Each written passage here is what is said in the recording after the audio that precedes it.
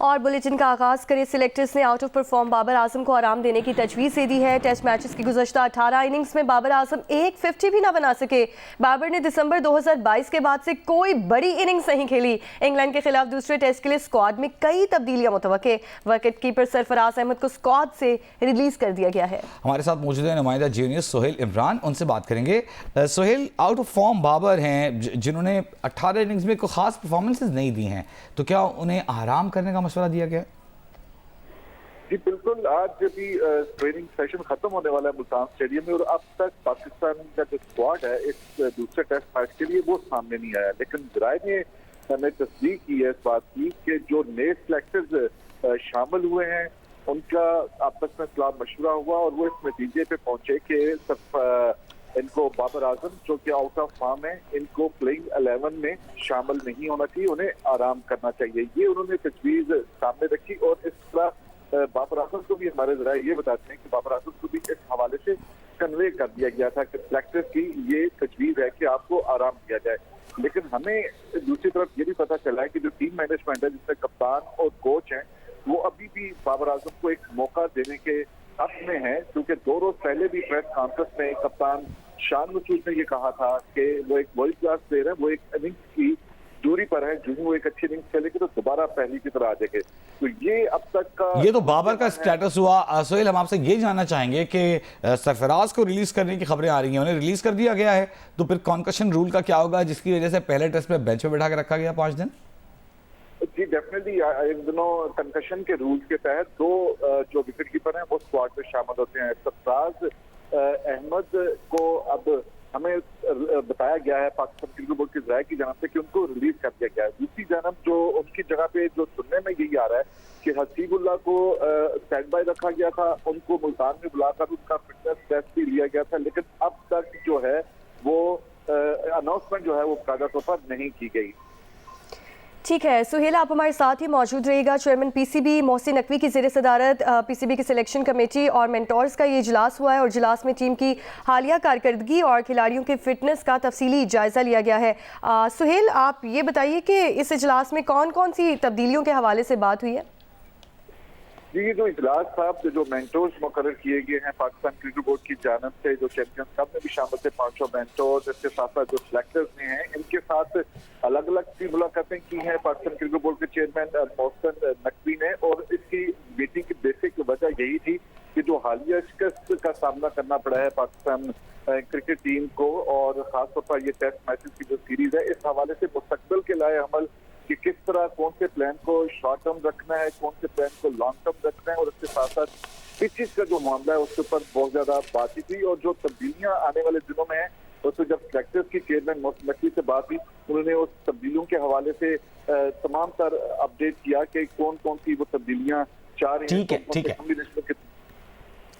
बहुत शुक्रिया। सोहेल इमरान हमारे साथ मौजूद थे, हमें तफसील से आगाह कर रहे थे। पाकिस्तान क्रिकेट टीम की अगला टेस्ट स्क्वाड जो है वो सामने अभी तक नहीं आया। आगे बढ़ते हुए आपको बताएं कि पीटीआई ने 15 अक्टूबर को इस्लामाबाद में एहतजाज की कॉल वापस लेने के लिए मशरूत आमादगी जाहिर कर दी है। तर्जुमान पीटीआई शेख वकास अकरम का कहना है कि बानी पीटीआई से मुलाकात करवा दें, एहतजाज की कॉल वापस ले लेंगे। इसके बावजूद एहतजाज के दौरान नुकसान हुआ तो उसकी जिम्मेदार हुकूमत होगी।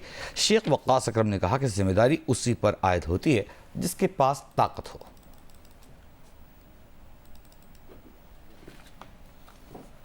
इससे पहले पीपल्स पार्टी के सदर सेनेटर शेरी रहमान का कहना है कि एससीओ इजलास के दिन पीटीआई के एहतजाज पर अगर कोई इन्हें बदतरीन खुद पसंद जत्थे का ताना दे तो उसके कसूरवार वो खुद होंगे। उन्होंने कहा ये कोई सियासत नहीं, हम सब भी इससे बदतर हालात में कैदो बंद में रहे हैं लेकिन ये रवैया नहीं अपनाया। शेरी रहमान के बयान पर रद्द-ए-अमल देते हुए पीटीआई के वकील सलमान अकरम राजा ने कहा कि क्या आप पीटीआई के एमएनएस के घरों पर होने वाले हमलों से लाइल्म है?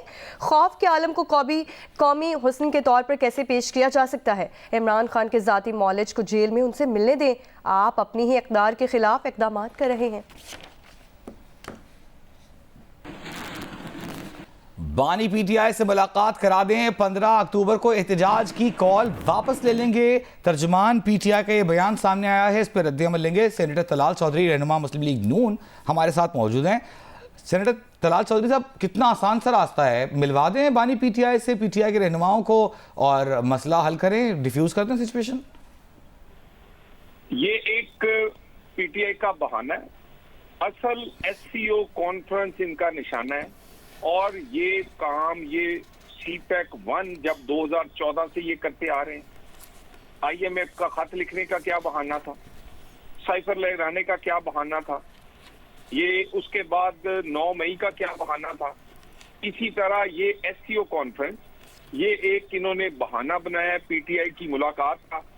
मुलाकातें हो रही हैं, उन्हें पूरी जेल मैनुअल से हट के पाकिस्तान की तारीख का सबसे वीआईपी कैदी है, जिसके लिए किचन अलग है, जिसका मेन्यू अलग है, जिसके पास 24 घंटे डॉक्टर है, जिसकी मुलाकातें उसके घर वालों से, वुकला और सियासी टीमों से इतनी मुलाकातें हुई हैं कि जितनी किसी कैदी की मुलाकात से कई गुना बढ़ के, उसके बावजूद ये एक बहाना बनाया गया है।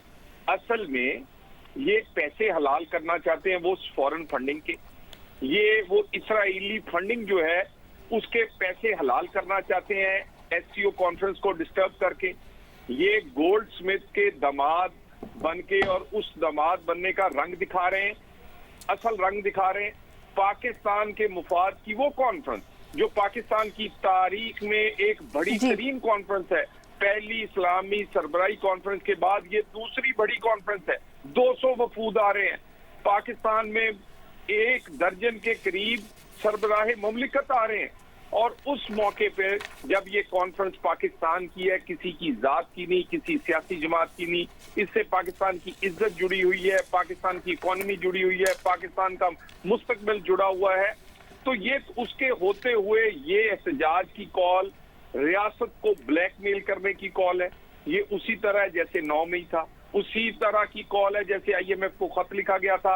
ये एक बहाना बना रहे हैं, मुलाकातें भी हो रही हैं, मुलाकातों के साथ सहूलतें भी दी जा रही हैं और वीआईपी कैदी को वीआईपी सहूलतें मुयस्सर हैं। कोर्ट में भी केस है, कोर्ट ने भी मुनासिब नहीं समझा कि मामूल की मुलाकातें और बाकी जो इतनी चीजें दी गई हैं उससे हटकर उनको मजीद कोई और सहूलत दी जाए। जब अदालत ने भी नहीं कहा, जब जरूरत भी नहीं, तो ये एक बहाना बनाया जा रहा है। मगर एक बात हम क्लियरली बता दें, ये सोच तो सकते हैं एहतजाज का, करने का हौसला और हिम्मत नहीं करेंगे। ठीक है, कॉन्फ्रेंस तो हो रही है, लेकिन तलाल चौधरी साहब ये कहिएगा कि आपने भी तो पाबंदी लगा दी अदालत जेल में मुलाकातों पर, आप नहीं समझते कि ये बुनियादी इंसानी हुकूक के खिलाफ है? देखिए, गुजारिश ये है कि जो कैदी हैं उनके जो हुकूक हैं, फिर सबको ही आप देसी मुर्गा दे दें, सबको ही किचन अलहदा दे दें, सबके लिए ही आप एक्सरसाइज मशीनें दे दें, सबको आप उसकी वुकला भी मिले, उनके घर वाले भी मिले, उनके सियासी लोग भी मिले, उन्हें इंग्लिश अखबार भी मिले, उन्हें उर्दू भी मिले, उन्हें टीवी भी मिले और उनको अपनी मर्जी के 6-6 सेल एक पूरे घर नुमा मिले। मामला ये है, पहले ही सहूलतों से ज्यादा सहूलतें, बहुत ज्यादा। ये पाकिस्तान की तारीख का सबसे वीआईपी कैदी है, 5 स्टार कैदी है ये, और उसके बावजूद ये एक बहाना है। कल भी आपके जराए से जेल हुकाम ने एक चीज बयान की है, ये बहाना बनाया जा रहा है जिसको 24 घंटे डॉक्टर मिलते हो, अलहदा किचन हो, जिसकी मुलाकातें, जिसकी हर तरह की सर्विलेंस और जिम्मेदारी हुकाम की है। ये बहाना बनाकर किसी तरह हमलावर होना चाहते हैं, जैसे 2014 में सीपैक पे हमलावर हुए थे, अब सीपैक 2 और एससीओ पर कि पाकिस्तान को ब्लैकमेल करेंगे, पाकिस्तान की रियासत को करेंगे, उस ब्लैकमेलिंग में से अपने सियासी मकासद निकालेंगे, उस ब्लैकमेलिंग में से किसी तरह हम अपना एनआरओ लेंगे।